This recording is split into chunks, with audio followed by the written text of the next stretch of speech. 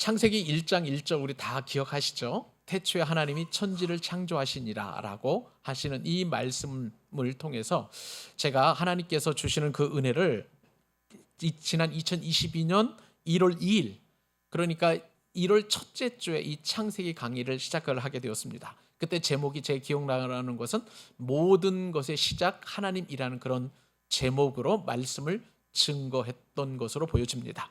자, 그렇게 하다 보니까 오늘까지 무려 1673일, 그리고 239주, 그리고 4년 7개월의 기간이 소요되었습니다.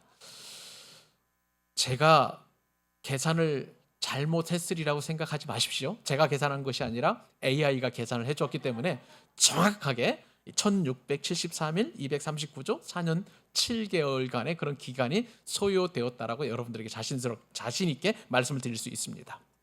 여러분, 제가 개척해서 주일 때마다, 예배 때마다 말씀을 나눈 것이 마태복음 강의였어요. 여러분 기억하시나요? 무슨 절기 예배나 혹은 특별한 예배 빼놓고는 마태복음 강의를 복음의 시작이기 때문에 150회 정도 강의 설교를 하게 되었고요. 그리고 나서 이제 이후에 중반 이후에 이 창세기 강의를 하게 되었는데 오늘까지 무려 187회, 몇 번째요? 187회 그렇게 여러분들에게 말씀을 증거하게 되었습니다. 이렇게 오랜 시간 특별하게 하나님께서 말씀을 붙들고 강의하게 하시고 은혜를 주신 하나님을 찬양하는데요, 저는 오늘 정말 감격스럽게 여러분들과 함께 말씀을 나눌 수 있어서 얼마나 기쁜지 모릅니다. 제가 여러분들에게 말씀을 전해드렸을 때 얼마 전 야곱의 죽음을 다룰 때에 제가 AI를 통해서 말씀을 드렸던 것 여러분 혹시 기억하실는지 모르겠습니다.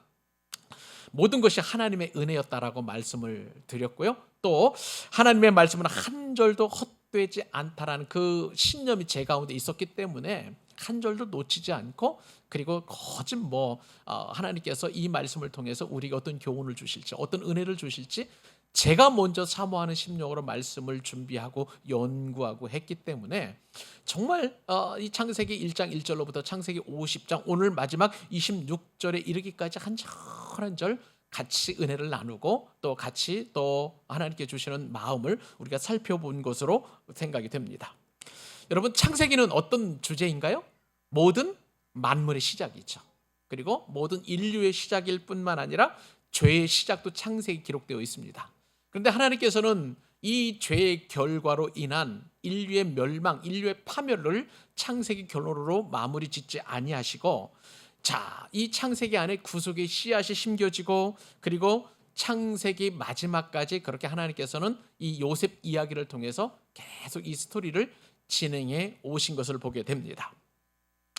여러분, 그런데 자, 만약에 제가 인간 작가라고 할 때 이 창세기를 기록한다고 한다면 이런 시작이 이렇게 아름답게 시작을 했고 또 하나님의 마음을 충분하게 담아냈는데 인간이 그 죄로 말미암아서 이 하나님의 어떤 창조 섭리를 벗어났기 때문에 인간은 멸망당해야 된다. 만약에 인간 작가라면 제가 그렇게 마무리를 지었을 것이라고 생각을 합니다. 그런데 하나님께서는 그런 어떤 인간의 멸망으로 창세기를 마무리하지 아니하시고 오늘 말씀에 보면 요셉의 죽음인데 이 죽음이 그냥 인간의 죽음에서 모든 그 죄의 결과로서의 인간의 죽음으로 끝내는 것이 아니라 오늘 말씀을 이따가 살펴보겠습니다만은 새로운 시작이 또 열려지고 있는 내용이 오늘 본문 가운데 암시되어 있다는 거예요. 그렇기 때문에 우리는 이 말씀을 통해서 비록 요셉이 죽는다는 그 내용이지만 새로운 약속이 시작되고 또 새로운 은혜가 시작된다는 그 시발점이라는 면에서 오늘 말씀이 저와 여러분들이 큰 은혜와 또한 위로가 될 줄로 믿습니다. 자, 여러분, 창세기는 뭘로 시작되었다고요? 창조로 시작되었어요. 그리고 생명으로 시작되었고 빛으로 시작이 되었고 그리고 하나님의 순결로 시작이 되었습니다. 우리 모든 사람의 시작도 바로 이 창세기에서 우리는 또 알게 되는 것이죠. 자, 그런데 인간은 죄로 말미암아서 이제 죽을 존재로 이제 우리의 어떤 정해진 수순이라고 할까요? 그런 어떤 죄의 값에 대한 그 결과를 창세기에서는 얼마나 많이 보여주는지 몰라요. 자, 그러고 보니까 수많은 믿음의 사람들이 다 죽게 되었다라고 성경에 그렇게 기록되어 있습니다. 특히 창세기에서. 그래서 창세기 말씀을 이제 우리가 요약하고 또 요약하고 요약한다면 다 죽었더라요.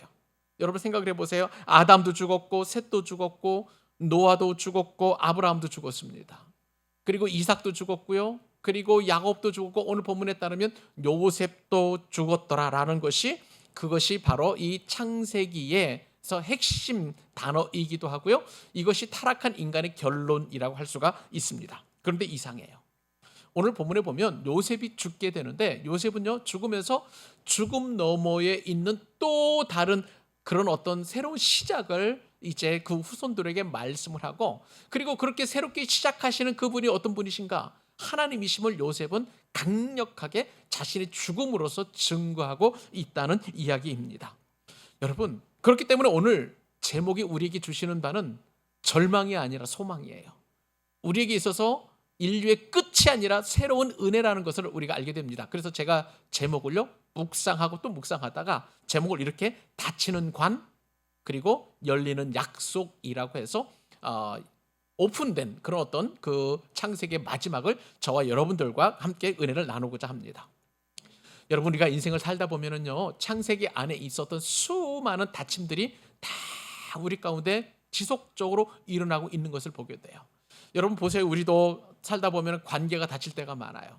또 건강이 닫힐 때도 있고 기회가 닫히기도 하고 또 세대가 닫히기도 하고 또 여러분 우리 삶에 보면 닫혀야 될 것들이 얼마나 많은지 몰라요. 어떤 일에서 은퇴하는 일, 그다음에 상실감, 그다음에 질병, 이별, 실패 이런 모든 것들이 마치 우리 삶에서 장례식처럼 우리에게 다가오지만 그래도 놀라운 것은 거기서 끝나는 게 아니라는 것이죠.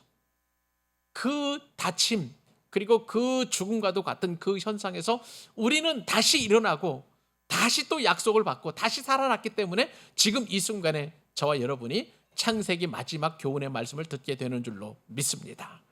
여러분 이 요셉의 죽음 앞에서 우리는 묻지 않을 수 없습니다. 요셉은 죽음을 앞두고도 어떻게 해서 왜 하나님의 약속을 붙들 수 있었을까요? 왜 요셉은 애굽에 묻히기를 원하지 않고 가나안의 약속을 기다렸을까요? 왜 요셉 창세기는 화려한 요셉의 성공담으로 끝나지 않고 요셉의 죽음으로 그렇게 마무리하고 있었을까요? 오늘 말씀을 들으면서 저와 여러분들이 해결해야 될 질문들이라고 할 수가 있겠습니다. 오늘 말씀은 크게 이제 세 가지 교훈을 살펴보게 될 텐데 저와 여러분이 들려주신 이 세 가지 말씀을 꼭 붙들고 창세기 설교는 끝났지만 이제 우리의 믿음의 출발은 또 새롭게 출발하고 또 새롭게 시작된다는 것을 믿고 이 말씀 굳게 붙들고 승리하는 저와 여러분 되실 수 있기를 간절히 소망합니다. 자, 8월 첫째 주 주일날 그리고 창세기 마지막 설교를 통해서 우리에게 주시는 첫 번째 교훈은 무엇이냐면 자 이거예요. 관으로 닫히는 인생이라는 것입니다. 여러분 우리 인생 관으로 닫힌다는 거예요. 자 이것을 우리가 살펴보게 될 텐데 여러분 이 창세기 50장에 지금 애굽에서 있는 요셉의 위치와 지위를 한번 생각을 해보십시다. 애굽의 최고 권력자 가운데 한 사람이에요. 바로 다음에 그 강력한 대제국 그리고 그때 당시에 이 애굽만큼 강력한 제국이 없었기 때문에 전 세계에서 가장 강력한 2인자라고 할 수 있는 이 요셉이 드디어 생을 마무리하는 순간을 맞이하게 됩니다. 근데 우리는 이 역사의 변곡점 혹은 이 창세기 말씀의 변곡점에서 인간의 한계가 어떻게 선언되고 있는지를 마주해야 하는데요. 인간의 위대한 영광이 지금 좁은 관 속으로 들어가는 장면을 여러분들 지금 저와 여러분이 살펴보도록 하겠습니다. 오늘 본문을 우리가 읽었습니다마는 우리 22절, 23절 그리고 건너뛰어서 26절 이 석절 말씀을 같이 한번 읽어보도록 하십시다. 자, 읽겠습니다. 요셉이 그의 아버지의 가족과 함께 애굽에 거주하여 110세를 살며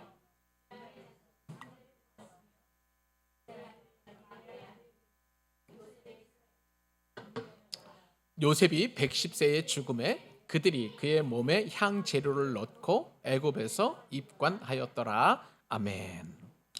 자, 여러분 우리 다시 한번 생각을 해보십시다. 창세기는요 1장에서 보면 문이 활짝 열립니다. 혼돈에서 질서로 그리고 어둠에서 빛으로 그리고 모든 것이 창조되는 그 시작으로 창세기 말씀이 시작되고 있었던 거예요. 그런데 오늘 본문의 말씀을 보니까 마지막 말씀은 이 관이 닫히는 장면으로 종결되고 있는 것을 보게 됩니다. 여러분 이것이 우연한 배열일까요? 그렇지 않습니다. 하나님께서 이 말씀을 의도를 가지고 그렇게 기록하게 하신 것으로 여러분 생각을 하셔야 합니다. 하나님은요, 창세기를 통해서 우리 인간의 본성 혹은 인간의 본질이 어떠한지를 말씀하시고 싶어 하십니다. 죄가 세상에 들어온 이상 우리는 죽음에서 그 누구도 자유로울 수 있는 사람이 아무도 없는 것이죠. 그리고 자, 정말 이 세상의 그 죄로 말미암아서 세상이 얼마나 하나님께서 만들어 놓은 그 질서가 무너지고 혼돈되어지고 또 그렇게 참 다 파괴가 되었는지 우리는 창세기 말씀을 통해서 누누이 알게 되었던 것입니다. 자, 그렇다면 여러분, 이 세상에서 가장 무거운 것이 무엇인가 한번 생각해 보실 수 있기를 바라요. 여러분, 무엇일까요? 어떤 사람은 슬픔이라고 이야기합니다. 어떤 사람은 죄책감이라고 이야기합니다. 그러나 역사에서 가장 무겁은 것은 무엇이냐면 제가 생각하기에는 관이에요. 관입니다. 여러분, 어떤 그냥 물리적인 무게가 아니라 우리 인생에 있어서 가장 무거운 이 관은 왜 우리가 관 속으로, 그 좁은 관 속으로 들어가야 하는 건가요? 그것은 우리 죄 때문에 그런 거예요. 죄로 말미암아서 우리 인간의 그 모든 결론은 다 관 안으로 들어가도록 그렇게 우리에게 이루어지는, 남겨진 숙명이라고 할 수 있는 것입니다. 그렇기 때문에 이 관이라는 것은 우리 인생의 마침표이고, 이 관 속에 들어가게 되면 더 이상 웃음도, 더 이상 슬픔도, 더 이상 괴로움도, 더 이상 그 어떠한 인생의 희로애락도 나눌 수 없는 그러한 아주 그 상황이 되는 것이죠. 여러분, 우리가 관 속에 들어가게 되면 우리의 슬픔, 눈물, 기쁨, 감사, 즐거움, 행복, 이런 모든 감정적인 것, 우리의 유익들이 다 사라지게 되는 것을 보게 됩니다. 여러분, 이것이 비단 한 사람만 그런 것이 아니에요. 어제도 그런 사람이 있었고 오늘도 지금 이 순간에도 말씀을 듣는 중에도 많은 사람들이 지금 관 속으로 들어가게 되어 있는 것을 보게 됩니다. 세계보건기구라고 하죠. WHO에 따르면 지구상에는 해마다 약 6천만 명이 사망한다고 합니다. 자, 그러면 지금 똑딱 하는 사이도 벌써 두 명이 죽은 거예요. 그 엄청난 사람들이 지금 죽어가고 있는 것을 보게 되는 것이고요. 이 관은 누구에게나 닫히게 되어 있고, 이 관은 그리고 남의 얘기가 아니라 우리도 언젠가는 저 관 속에 들어가서 우리의 이름이 붙여질 수 있는 그러한 상태가 우리 가운데 놓여지게 된다는 것입니다. 그래서 창세기는 우리 인간의 그 어떤 결론을 이 관으로 마무리하게 한 그 상황인지도 모르겠습니다. 자, 여러분, 창세기 마지막 단어가 있는데 무엇이냐면요, 미츠라임이에요. 그러니까 애굽이라는 뜻이에요. 그리고 그 앞에 바로 미츠라임 앞에 어떤 단어가 있냐면 아론이라는 단어가 있습니다. 아론 미츠라임이에요. 아론이라는 것은 관입니다. 그러니까 애굽의 관에 요셉이 들어갔다라고 해서 맨 마지막 단어가 아론 미츠라임이라고 성경에 그렇게 창세기에 마무리되고 있는 것을 보게 됩니다. 결국은 관이 창세기 모든 것의 마무리라고 할 수가 있는 것이죠. 자, 이것을 보고 구약학자 가운데 굉장히 유능하고 유명한 구약학자가 월터 브루그만이라고 하는 그 학자가 있는데 이 내용을 이렇게 설명을 합니다. 창세기의 마지막 이미지는 약속 없이는 이해할 수 없다. 그래요. 이 관으로 마무리되는 이 창세기는 하나님의 약속 없이는, 하나님의 언약 없이는 도저히 이해할 수 없는 내용으로 갈무리 되고 있다라고 우리가 보아야 되는 거예요. 왜요? 거듭 말씀을 드립니다만 우리 죄의 값 때문에 그런 것입니다. 여러분, 오늘 본문에 보니까 요셉이 지금 관 안으로 들어가게 되는데 그의 나이가 몇 살인 줄 아세요, 여러분? 무려 110세예요. 지금은 110세 하면 뭐 이제 우리도 곧 이제 뭐 그런 좀 살만하겠다 싶은데 생각을 해보세요. 지금 병원도 있는 시대도 아니고 요셉이 살던 시대는요, 지금으로부터 수천 년 전이에요.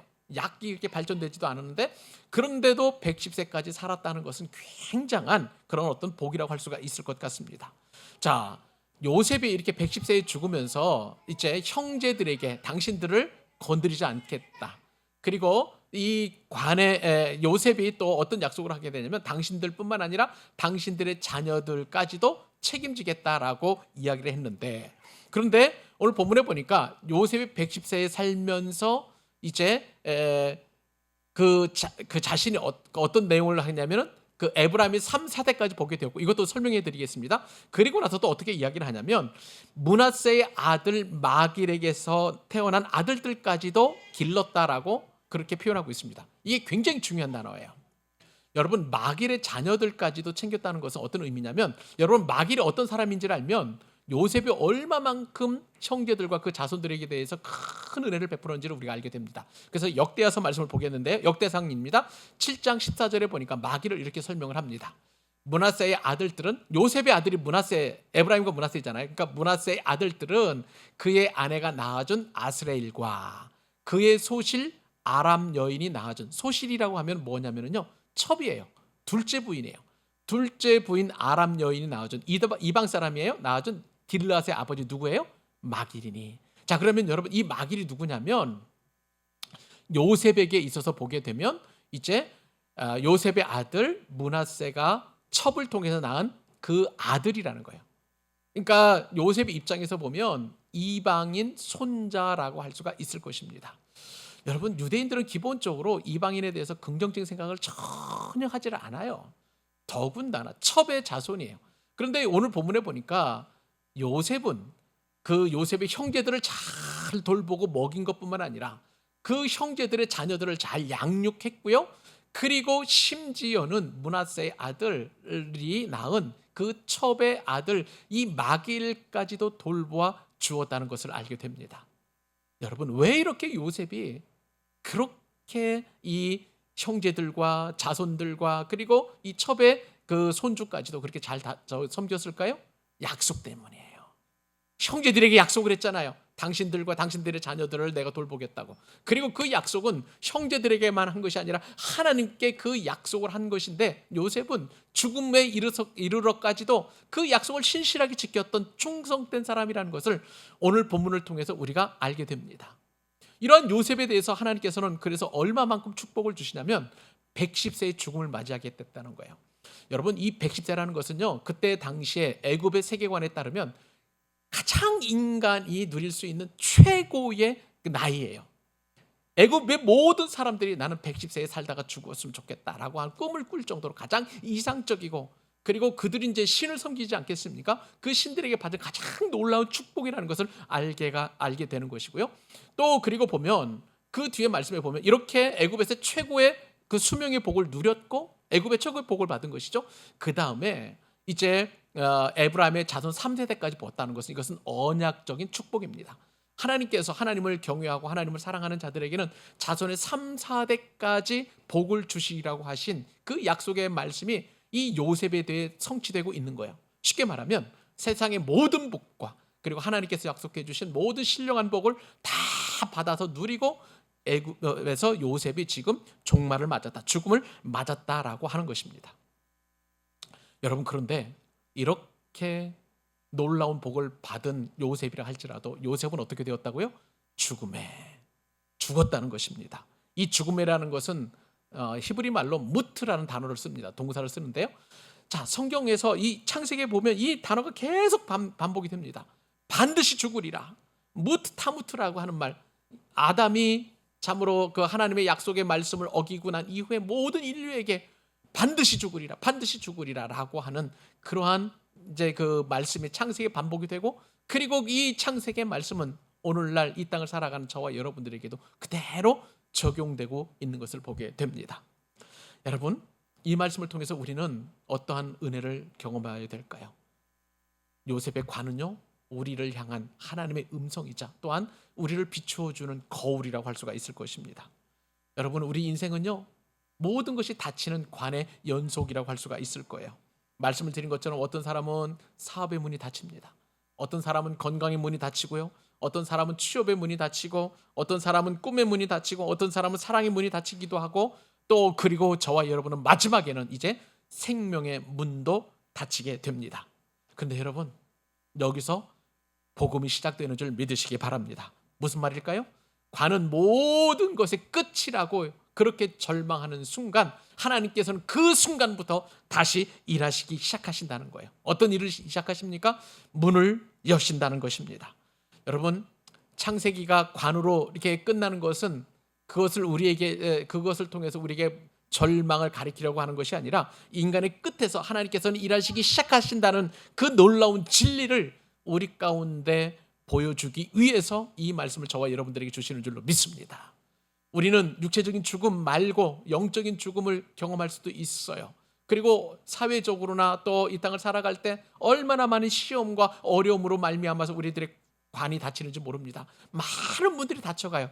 그러나 여러분, 거듭 말씀을 드린 것처럼 다치면 열게 하시는 분은 하나님이신 줄로 믿습니다.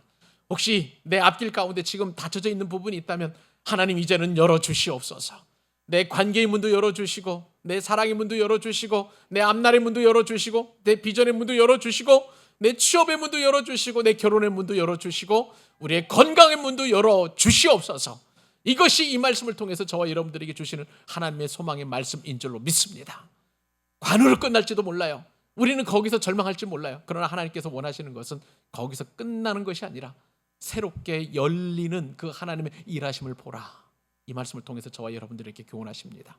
열리는 하나님의 복을 누리는 저와 여러분 되시기를 우리 주님의 이름으로 축복합니다. 첫 번째 교훈입니다. 자, 두 번째 교훈은 여러분, 우리 인생이 관으로 닫힌다면 놀라운 것은 그 상황 속에서도 하나님이 찾아오신다는 거예요. 그래서 이번에 우리가 살펴볼 교훈은 반드시 찾아오시는 하나님이신 줄로 믿습니다. 이제 요셉이 눈을 감기 전에 이제 마지막으로 여러 가지 이제 말들을 하는데, 그 말들 가운데 보면 어떻게 그 요셉은 이야기하냐, 말하고 싶은 내용의 핵심은 뭐냐면 하나님께서 찾아오시는데요, 반드시 찾아오신다는 거예요. 여러분, 그 말씀 우리 24절 한 절 말씀인데요, 같이 한번 우리 합독하도록 하십시다. 읽겠습니다. 시작. 요셉이 그의 형제들에게 이르되 나는 죽을 것이나 하나님이 당신들을 돌보시고 당신들을 이 땅에서 인도하여 내사 아브라함과 이삭과 야곱에게 맹세하신 땅에 이르게 하시리라 하고 아멘. 자, 이 말씀 때문에 제가 이제 요셉의 관은 닫히지만 하나님의 약속이 열린다라고 말씀을 드린 이유예요. 이 말씀에 따르면 이제 요셉이 그의 형제들에게 말합니다. 나는 죽을 것이나. 그렇죠, 죽죠. 그리고 오늘 26절 말씀이 이제 그 요셉의 관이 닫혔다, 애굽에서 닫혔다, 맨 마지막 말씀이라고 말씀을 드렸습니다. 그런데 이 닫히는 관이 지금 이 말씀에 따르면 활짝 열리는 약속의 시작이라는 것을 알게 됩니다.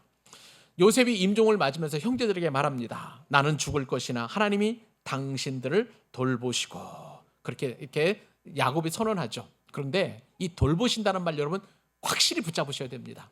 이 돌보다는 말이 히브리어 단어로 이제 동사로 파카드라는 단어를 쓰는데 굉장히 중요한 뜻을 가지고 있어요.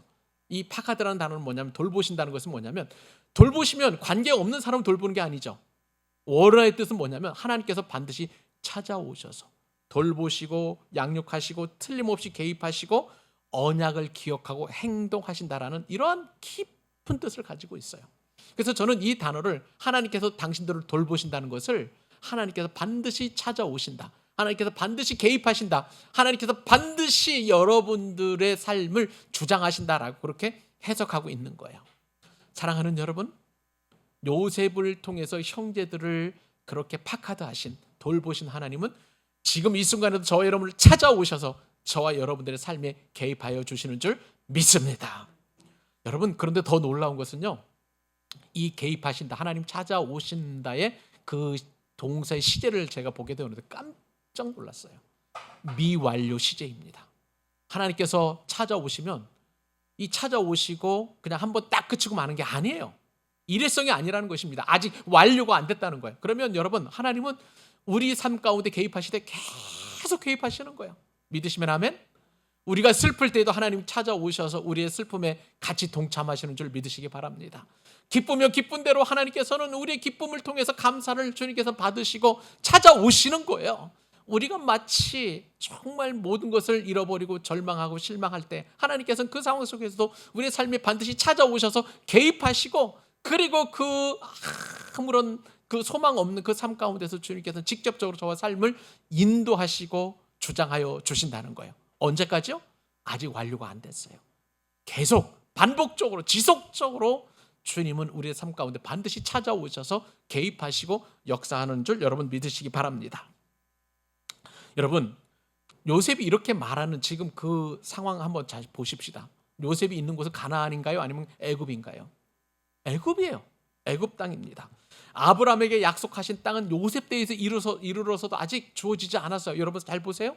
아브라함에게 창세기 12장에서 부르실 때에 하나님께서 약속을 해주셨습니다. 정말 하나님께서 인도하시는 땅으로 가라. 그런데 아브라함 때도 안 주셨어요. 그죠? 이삭 때 주셨습니까? 안 주셨어요. 아브라함이 가진 것은 그냥 막벨라 그래서 은을 주고 산 뭐라 그럴까요? 막백물락 불밖에 없어요.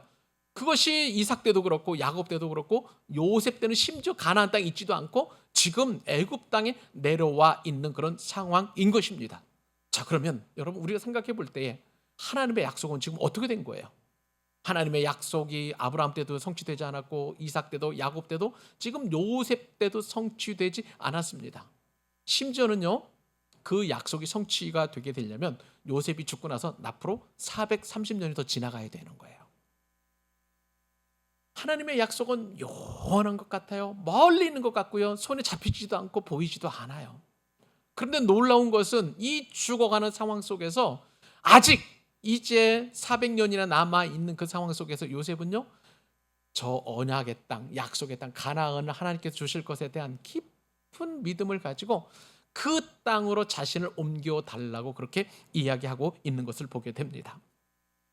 여러분, 바로 이러한 삶이 바로 우리의 삶일 수도 있어요. 무슨 말씀인가요? 우리가 기도했는데도 하나님께서는 응답하지 않으신다면 하나님의 약속은 우리가 기도하기만 하면 하나님께 들으시고 응답해 주시고 말씀해 주시겠다고 하셨는데 우리는 여전히 응답받지 못한 채 살아가고 있는 것을 보면 하나님은 내 삶에서 완전히 떨어져 계신 것 같고 하나님이 계시는지 안 계시는지 모르는 것 같고 하는 그런 상황 가운데 있는, 그렇게 오해할 때가 많이 있습니다. 그럴 때마다 우리는 하나님 앞에 고백하죠. 하나님, 도대체 어디 계십니까? 하나님 계시면 이렇게 내게 어려운 일이 생길 수 있습니까?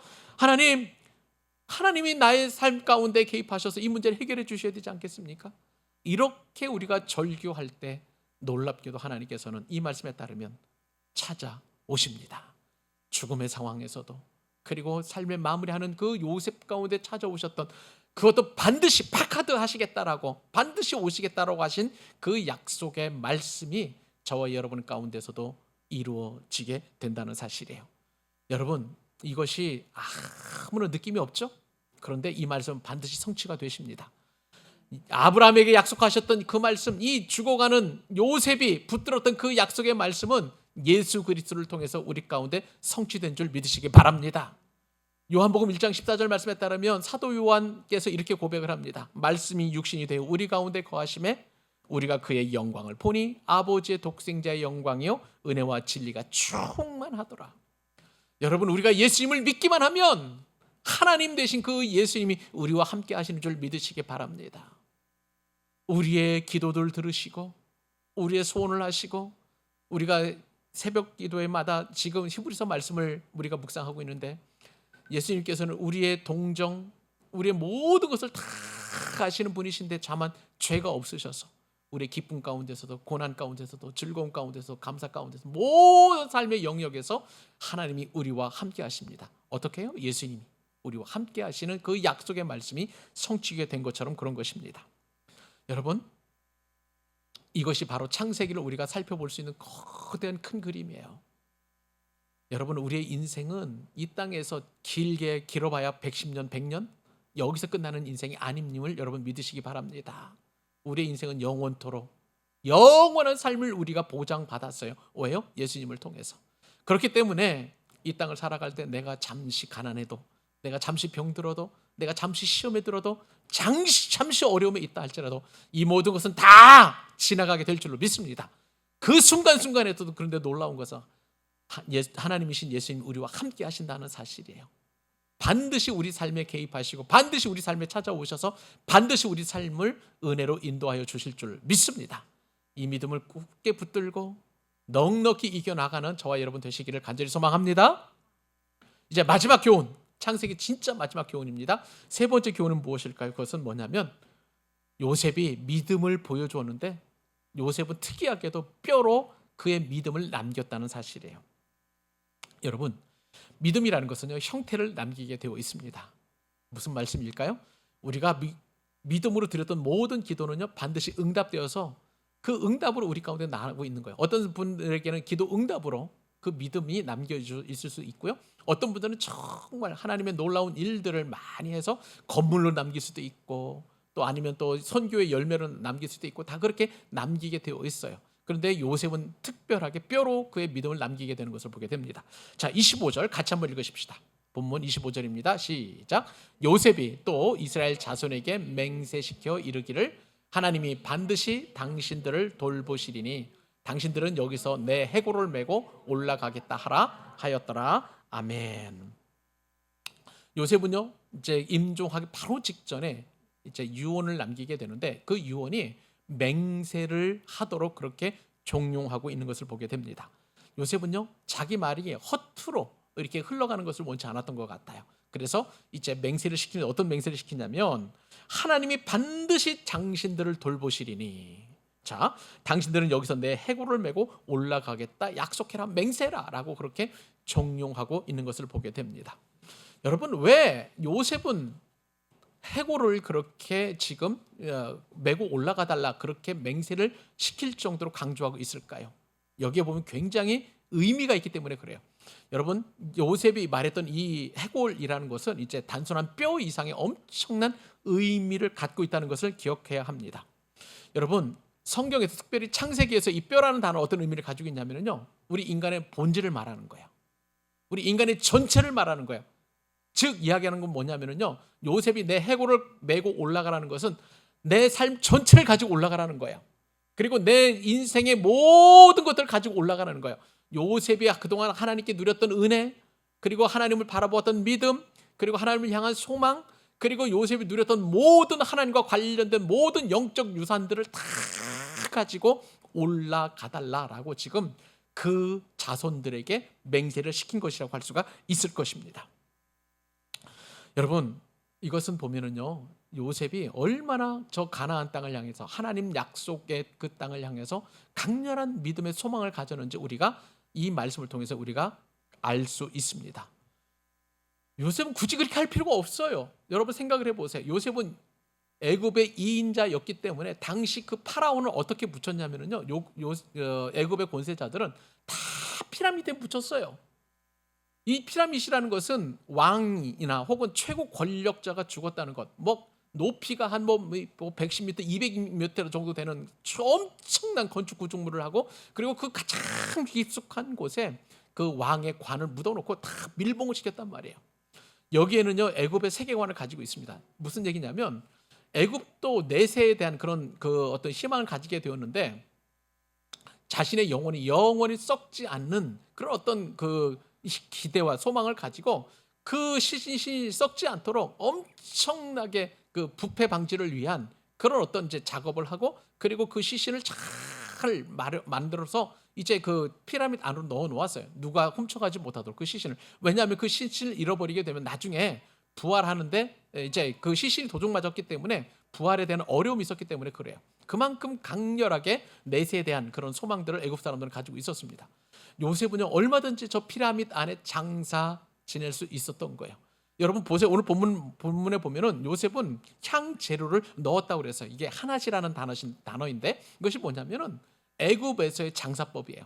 그러니까 미라로 만들어서 시신이 부패해서 썩지 않도록 만들고, 그리고 나중에 영혼과 육체가 다시 결합할 수 있도록 하게 하는 최고의 애굽의 그 선진 그때 당시의 문명의 그 장사법에 따라서 지금 애굽의 시신을 요셉의 시신을 지금 향 재료를 넣고 지금 염을 한 것이라고 할 수가 있을 것입니다. 그런데 요셉은요, 자신을 이 애굽에 있는 피라미드에 장사에 지내지 말고 나를 가나안으로 데려가라 라고 그렇게 이야기하고 있는 것입니다. 여러분, 그러면 이것이 그냥 요셉의 그 말로만 끝났을까요? 아니에요. 모세 때, 여호수아 때 이루어지고 반드시 또 이루어지게 되는데, 여러분 출애굽기 말씀 13장 19절에 보니까 요셉의 뼈를 이렇게 움직이게 됩니다.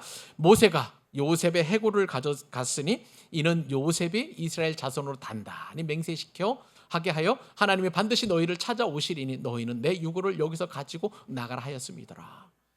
여러분, 이스라엘 백성들이 출애굽할 때 이 요셉의 해골을 가지고 옮겼다는 것을 모세가 확증한 거예요.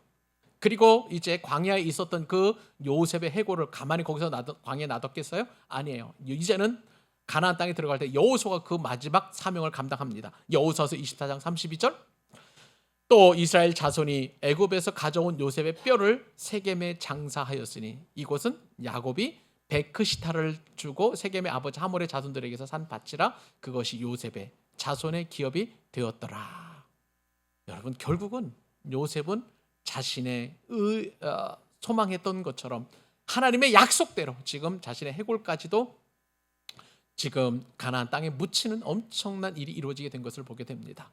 요셉이 그토록 자신의 육체와 영혼은 분리되어서 육체는 지금 땅에 묻혀 있었지만 결국은 하나님의 약속대로 그 해골, 자신의 전 존재라고 할 수 있는 해골까지도 지금 약속대로 그래서 가나안으로 가지고 간 것을 보게 됩니다.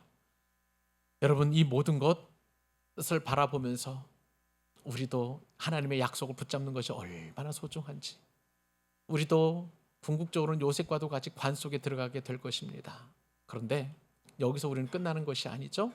마치 요셉이 그 뼈를 가지고 가나안으로 데려가 달라고 부탁했던 것처럼, 맹세시킨 것처럼, 여러분, 이것은 이제는 우리가 맹세할 필요 없이 우리에게 분명하게 약속된 은혜인 줄로 믿습니다. 왜요?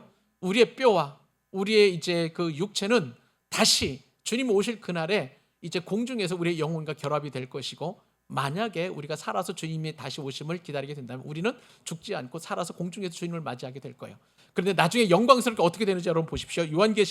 고린도전서 부활장에 보면 15장 52절과 53절에 보면 우리가 장차 이루어질 일을 이렇게 사도 바울이 표현합니다. 나팔 소리가 나매 죽은 자들이 썩지 아니할 것으로 다시 살아나고 우리도 어떻게 된다고요? 변화되리라. 이 썩을 것이 반드시 썩지 아니할 것을 입겠고 이 죽을 것이 죽지 아니함을 입으리로다. 믿으시면 아멘.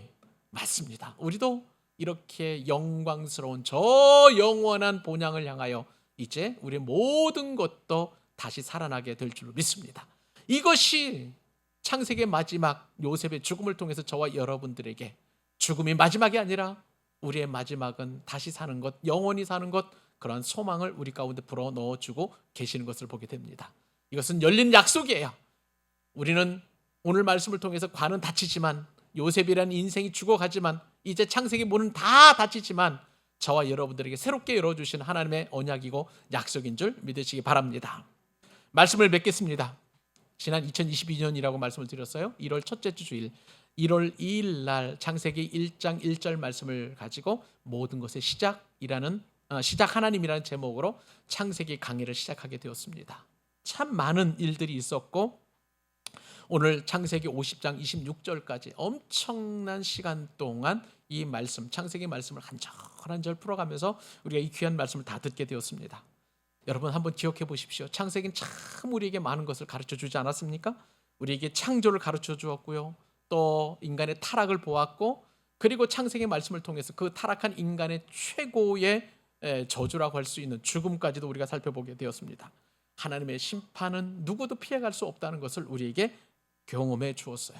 그러나 거기서 끝나지 아니하고 하나님은 영원히 죽을 수밖에 없는 우리를 불쌍히 여겨주셔서 구속의 씨앗인 예수 그리스도를 우리가 계속해서 바라보게 되었고요.